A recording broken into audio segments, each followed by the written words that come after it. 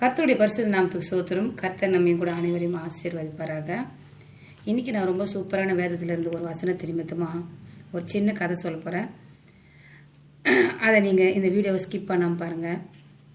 எசேக்கியேல் எழுதின புஸ்தகத்துல 36வது அதிகாரத்துல 11வது வசனம் கடைசியா ஒரு 4 வரி படிக்கலாமா? லாஸ்ட்ல பைபிள் எடுத்தவங்க பாருங்க, வாசிக்கலாம். உங்கள் முந்தின சீரை பார்க்கிலும் உங்களுக்கு நற்சீர் உண்டாக செய்வேன். உங்களுக்கு முந்தின சீரை காட்டிலும் உங்கள் முந்தின சீரை பார்க்கிலும் உங்களுக்கு நற்சீர் உண்டாக செய்வேன். அதனால் நான் கர்த்தர் என்று அறிந்து கொள்வீர்கள் அப்படின்னு சொல்லி வேத வசனம் சொல்லுது. முந்தின சீரை காட்டிலும் நற்சீர் உண்டாக செய்வேன்னு சொன்னா, முந்தின சீர்னா என்ன? இப்போ நான் நற்சீர் உண்டாக செய்யுது அப்படின்னு சொல்லி உங்களுக்குள்ள ஒரு கேள்வி இருக்கலாம்.